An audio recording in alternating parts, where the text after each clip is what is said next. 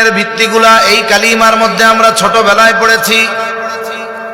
হাদিসের মধ্যে আসছে ঈমানের ভিত্তি হলো 6টি। কয়টি? একটু জবান খুলে বলেন, আরো জোরে বলেন কয়টা? তবে ঈমানে মুফাসসালের মধ্যে 7টি বিষয়ের কথা উল্লেখ আছে।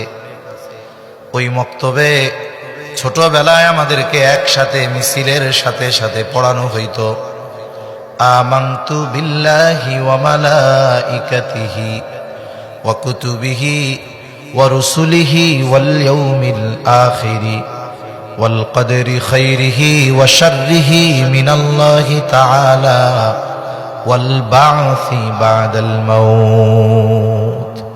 এই কালিমাটা পড়ছেন কারা কারা? হাত উঁচা করেন তো।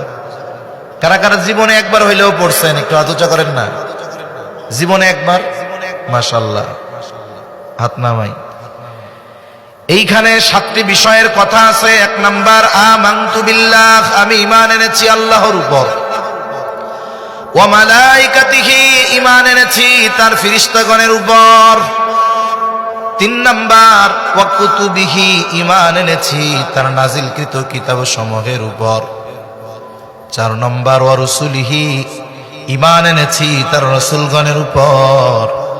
5 নাম্বার, ওয়াল ইয়াউমিল আখিরি, ঈমান এনেছি আখিরাতের উপর। 6 নাম্বার, ওয়াল কদরি খাইরিহি ওয়া শাররিহি মিনাল্লাহি তাআলা, আমি ঈমান এনেছি তাকদীরের ভালো মন্দ আল্লাহর পক্ষ থেকেই হয়, এই বিষয়ের উপর। 7 নাম্বার, ঈমান এনেছি ওয়াল বা'সি বা'দাল মাউত, মৃত্যুর পরে পুনরায় জীবিত হওয়ার উপর।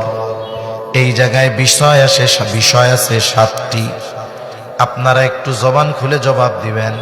বলেন তো, আমরা যে মরার পরে আবার জীবিত হব, এটা দুনিয়ায় নাকি আখেরাতে?